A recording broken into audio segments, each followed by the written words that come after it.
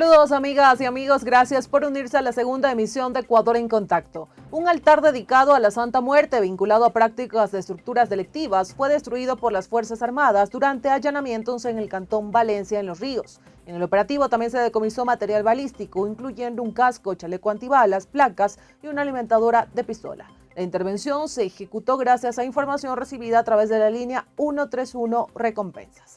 Con este dato iniciamos el recorrido noticioso aquí en su espacio comunitario. Vamos a conocer los titulares.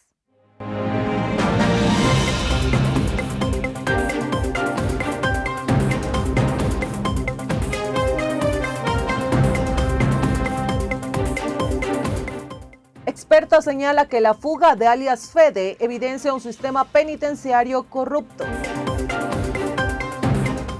Pleno de la Asamblea debate segundo informe del proyecto de ley de integridad pública.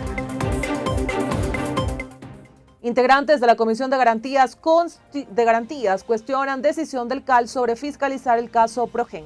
Quédense junto a nosotros para conocer estas y otras noticias.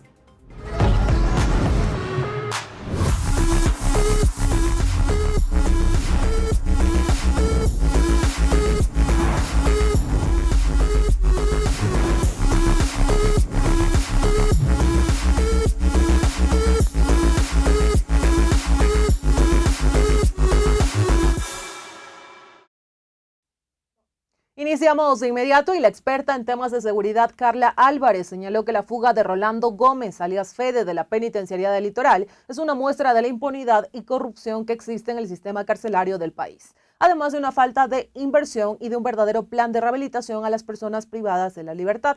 Nicole Mendoza conversó con ella y nos cuenta más adelante. Corape informa. Y el país se integra, dado los últimos acontecimientos en varias cárceles del país, como la fuga de alias Fede, cabecilla de la organización delictiva Los Águilas, de la Penitenciaría del Litoral, o los disturbios en la cárcel de Machala. La seguridad dentro del sistema penitenciario del país se encuentra en un punto crítico. Para la experta en seguridad Carla Álvarez, esto evidencia la corrupción que existe en la fuerza pública. Constituye un reflejo de la descomposición del sistema penitenciario y esto también también muestra que este sistema penitenciario no ha sido reformado, no ha sido fortalecido y que por el contrario sigue siendo un sistema que permite la impunidad y visibilizan mucho la violencia y la corrupción. Para Álvarez, la carencia de un sistema carcelario reformado y la falta de inversión por parte del Estado ha empeorado la seguridad penitenciaria. Alias Fede es la muestra de que no hubo rehabilitación, que siguió cometiendo delitos y ahora estos delitos además corrompen a la fuerza pública, que es en la cual el gobierno ha depositado toda su confianza para renovar la seguridad del país. Entonces, creería yo que lo estamos haciendo un poco mal, que es necesario que el sistema de carcelario sea de verdadera rehabilitación social, es necesario depurar las instituciones de seguridad, de justicia, para que podamos salir de este hoyo en el que estamos, en el que hemos entrado y que nos hace estar en un círculo vicioso que no nos permite mejores condiciones de tranquilidad. La depuración o reestructuración de las instituciones de seguridad del país es otra de las soluciones que señala la experta. Lamentablemente, en Ecuador, el sistema carcelario es el epicentro de la violencia y de la criminalidad. Si no resolvemos esto, pues podemos seguir cambiando las leyes, podemos seguir poniendo policías y militares en la calle, no lo vamos a resolver. También resaltó que la presencia de las Fuerzas Armadas en las cárceles no mejorará la seguridad en estos centros. Creo que es un equívoco pensar que simple y sencillamente la presencia militar va a mejorar las condiciones de seguridad. Primero porque los militares no fueron capacitados para hacer control carcelario. Rolando Gómez, alias Fede, se fugó el pasado 20 de junio de 2025 usando un uniforme militar para salir de la Penitenciaría del Litoral, con la ayuda de 19 militares, funcionarios del SNAI y una persona privada de libertad. Actualmente el gobierno ofrece $1 millón a quien tenga información que logre la captura de uno de los criminales más buscados del país. Reportó Nicole Mendoza, Corape informa. Y el Ecuador se integra, pasamos de inmediato a otros temas y tal como estaba previsto, el Pleno de la Asamblea Nacional se reunió hoy martes 24 de junio para debatir y votar el segundo informe del proyecto de ley de integridad pública. normativa que incluye cambios al Sistema Nacional de Contratación Pública, al Código Orgánico Integral Penal, al Código de la Niñez y Adolescencia, entre otros cuerpos legales. Pasadas las 4:30 de la tarde se abrió el debate con Valentina Centeno. Aquí Centeno precisó que la iniciativa reforma cerca de 20 cuerpos normativos y que es una ley necesaria con el único objetivo de proteger la vida de los ecuatorianos. Veamos parte de su intervención en el Pleno hace breves minutos. Nos preguntan por qué la Ley de Integridad Pública reforma tantos cuerpos legales. Y es que nos hemos trazado un objetivo ambicioso desde la Comisión de Desarrollo Económico, Productivo y la Microempresa de regular todos los aspectos que conlleven integridad en la gestión pública. Y eso sin duda que implica hablar de erradicar la violencia en las calles, de la rehabilitación y la reinserción de los menores infractores como un servicio público del Estado, de la forma en la que se está administrando justicia, que también es un servicio público. Es hablar de la calidad de los servicios que le estamos brindando a los ciudadanos, entendiendo que es un derecho obtener una atención ciudadana correcta y eficiente. Y es por eso que se incluyen todas estas reformas con una mirada integral que nuevamente, repito, tiene como objetivo devolverle la confianza a los ecuatorianos y ecuatorianas en las instituciones públicas de su propio país. Creo que es lo justo y es lo que corresponde. Que no son cifras aisladas y meras estadísticas. Estamos hablando de vidas, estamos hablando de familias, de historias detrás de cada uno de estos casos. Y creo que debo ser muy clara con todos ustedes. Aquí nuestra obligación es velar por la justicia y la defensa de los derechos de los ecuatorianos honestos por encima de los delincuentes. Esta ley no es contra los adolescentes, es contra las mafias que los usan, es contra la impunidad que les permite que un día disparan y al día siguiente están en la esquina de sus colegios delinquiendo. Es una ley que protege a nuestros hijos. Amigos y amigas, y hasta el cierre de esta edición continuaba el debate de este proyecto en el Pleno de la Asamblea Nacional. Ya les estaremos compartiendo la decisión que se tome en la Asamblea respecto a esta iniciativa del presidente Daniel Noboa.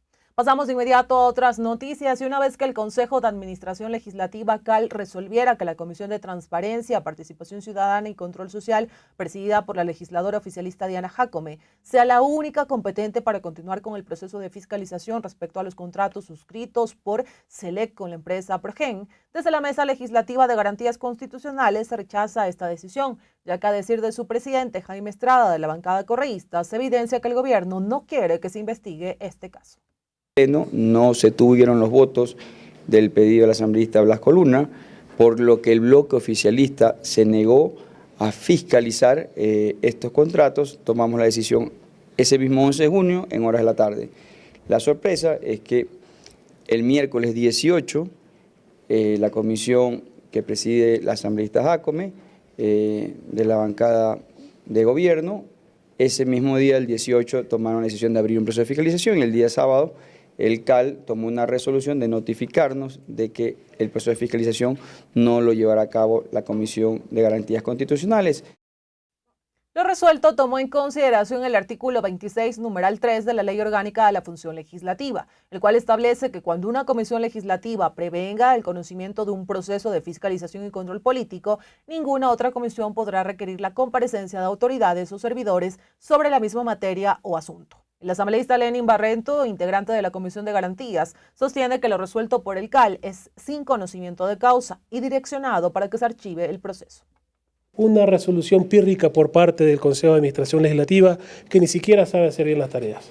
En primer lugar, no ha ubicado las consideraciones dentro de esta resolución, por lo cual carece de pronto un efecto jurídico, pero sin embargo nosotros iríamos a acatar esta resolución bajo protesta. Además de que el mismo Consejo de Administración Legislativa no entiende ni conoce bien cómo es este proceso de contratación.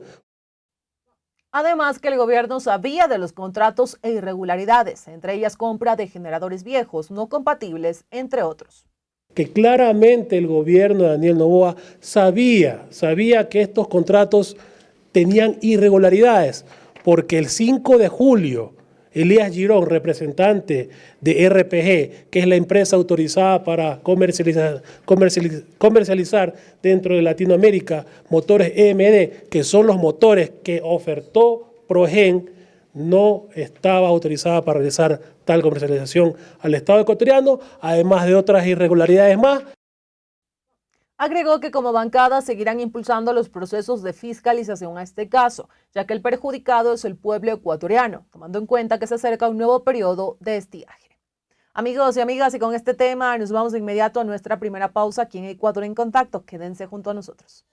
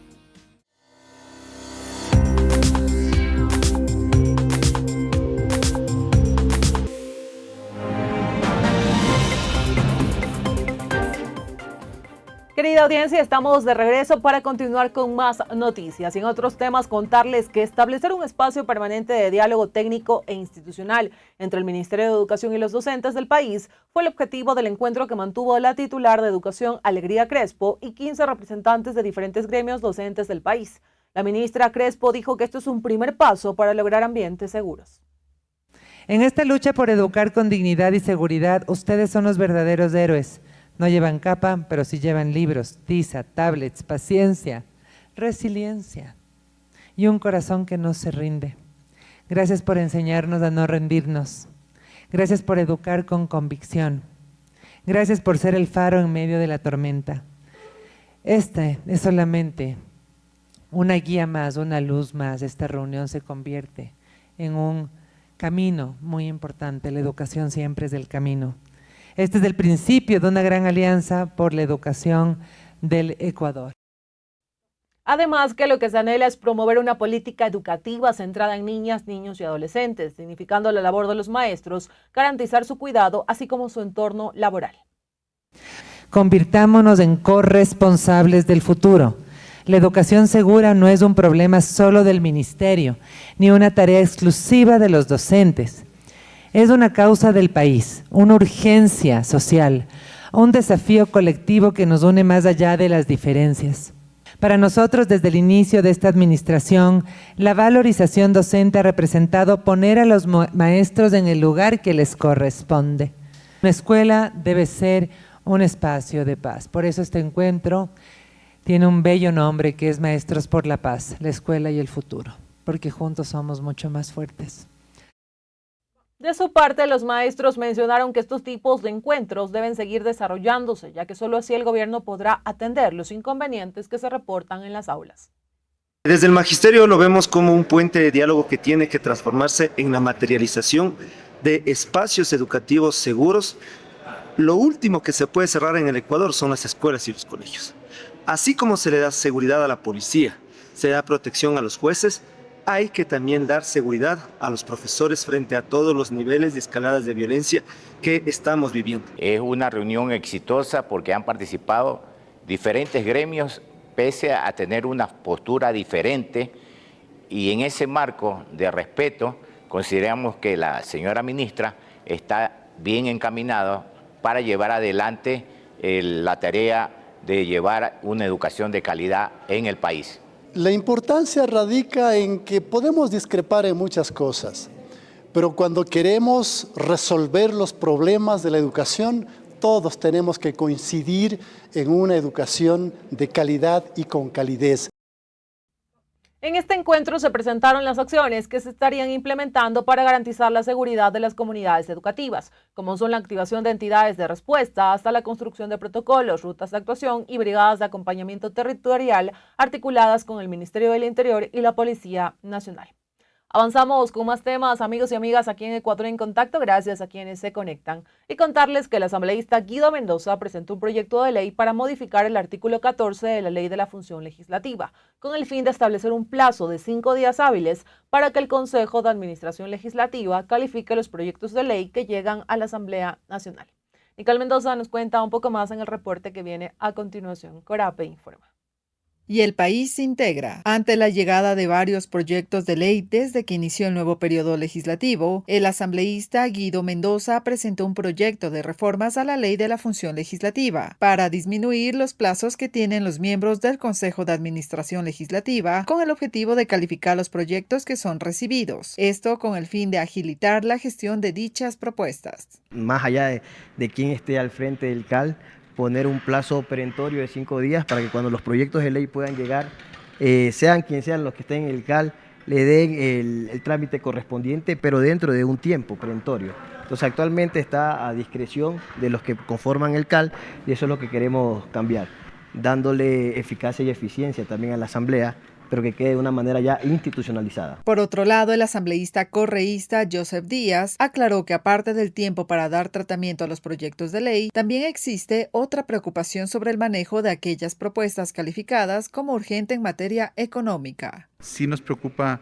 el procedimiento del CAL, no ha revisado si cumple con los parámetros que la Constitución y la ley dan para calificar de económico urgente. Ellos dicen que sí, tienen los votos, tienen todo y lo hacen. Entonces nosotros sí creemos que no ha sido lo más adecuado en estos términos las calificaciones, y lo hemos dicho públicamente. Ahora, hacia adelante esperamos que el CAL y el presidente Olsen puedan abrir un espacio más democrático.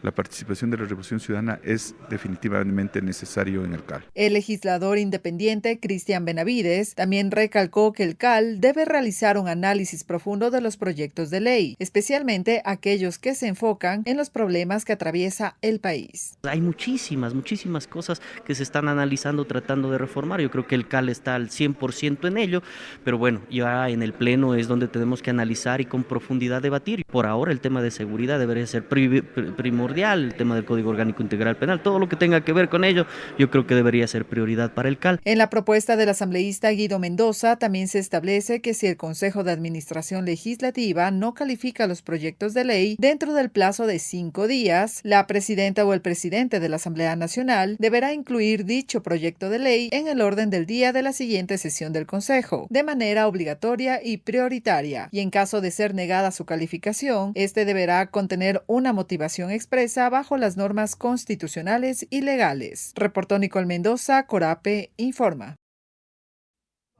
Y el Ecuador se integra. Seguimos con más temas, amigos y amigas, y contarles que el Consejo de Educación Superior se encuentra realizando una reforma al reglamento de régimen académico para lograr que más jóvenes bachilleres puedan acceder a una carrera de tercer nivel en universidades e institutos públicos, sin tener trabas en el proceso. Lo que se buscaría es que se opte por nuevas carreras, ya que las tradicionales, así llamadas medicina, leyes, administración de empresas, tienen mayor demanda. Así lo dijo Pablo Beltrán, presidente del Consejo de Educación Superior.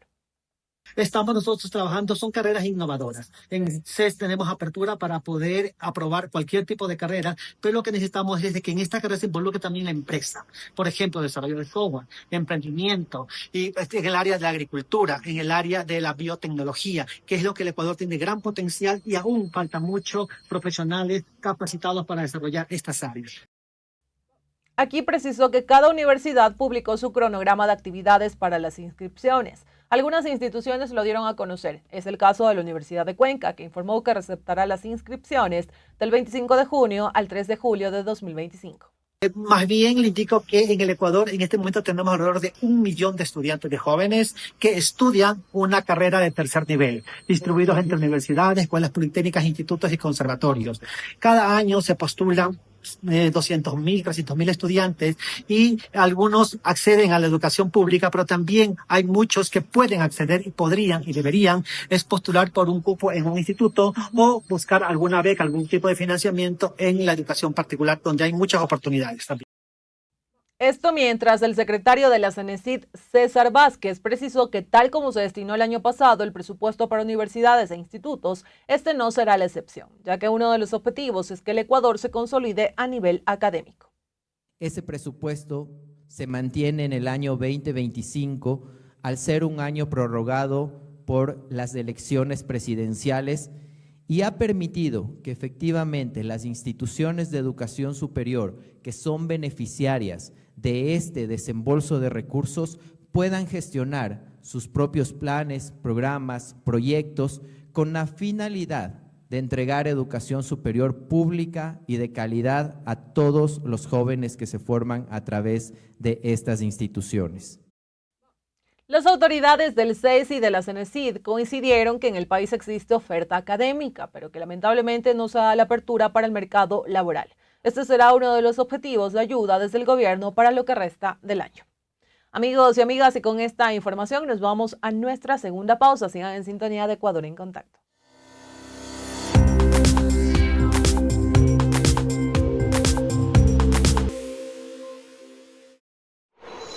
Ñukanchik shimipi rimashun. Kakihia. Kubitzaj. Amikmehru. Mumdosa. Conversemos en nuestro idioma. Korape, runa shimikunapa kawsaymanta. Amigas y amigos, gracias por estar pendientes de este segmento radial en donde aprendemos a saludar en diferentes idiomas de nuestras nacionalidades del Ecuador. Escuchemos cómo se dice en el idioma Guautededo, buenos días, compañero. Waponin baneke yeña kevi. Está sencillo, ¿verdad? Entonces, vamos a repetir juntos una vez más. Waponi baneke yeya kevi. Ahora escuche con atención y aprendamos a decir buenas tardes, compañero. Waponi gawariken yeña kevi. Y cuando en la noche nos encontramos con alguna persona, ¿cómo decimos buenas noches, compañero? Waponi woyowoten yeña kevi. Los saludos que aprendemos hoy puede volver a escuchar en nuestra página de internet www.corape.org.es. Recuerde, si quiere saludar, saluda en Guautededo, idioma de la nacionalidad guaurani. Corape, por la vida de las lenguas indígenas.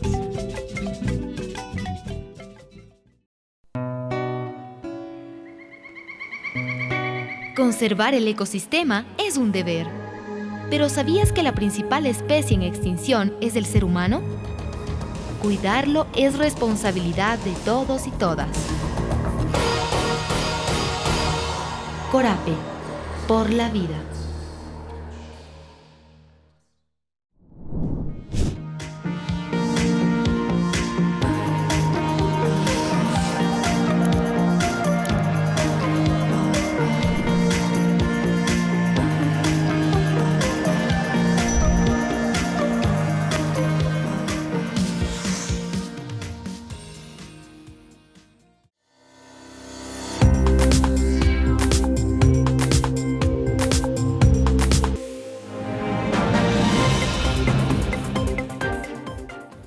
Estamos junto a ustedes para seguirles compartiendo más información y atentos porque en redes sociales de la CONAIE a través del Frente Antiminero se denunció una presunta fuerte represión policial contra comunidades campesinas de las Naves en Bolívar, que desde hace más de un mes se oponen al proyecto minero Curi Mining. Según la organización, unos 500 policías intentaron desalojar con violencia a los pobladores de la Unión, dejando varios heridos. La acción que atribuyen al gobierno en complicidad con la empresa busca, según señala la organización, silenciar la protesta en defensa del agua, el territorio y la vida.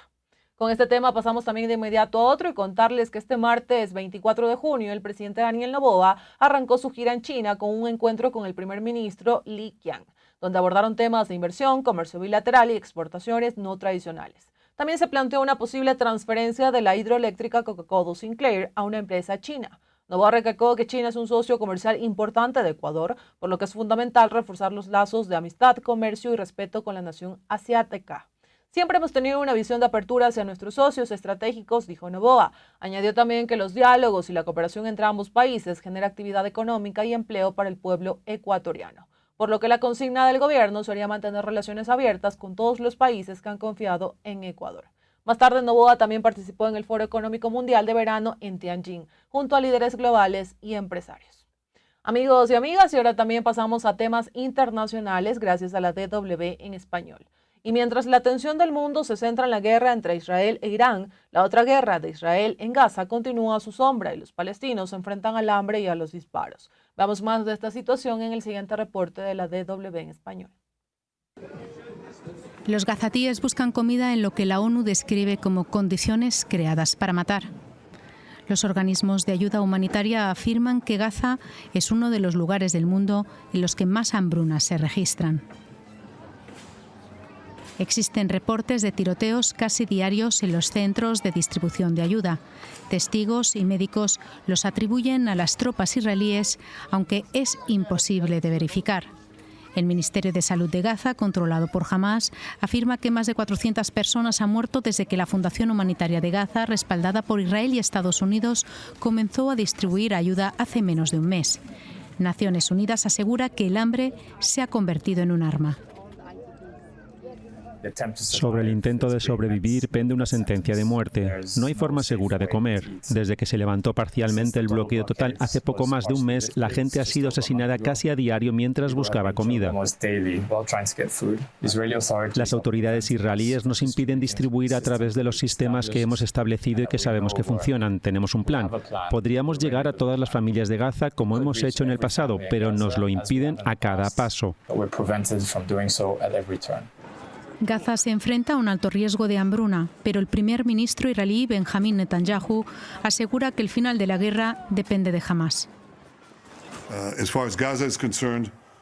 En lo que respecta a Gaza, esta guerra podría terminar mañana, podría terminar hoy.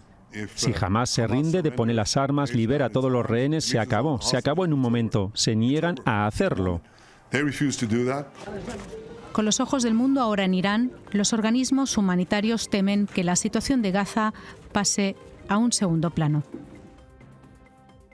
Amigos y amigas, y con este tema internacional nos estamos despidiendo de ustedes. Cerramos nuestra segunda emisión. Gracias a quienes nos han acompañado de principio a fin, a quienes comparten cada una de nuestras transmisiones y continúan suscribiéndose a nuestro canal de YouTube. Un abrazo fuerte.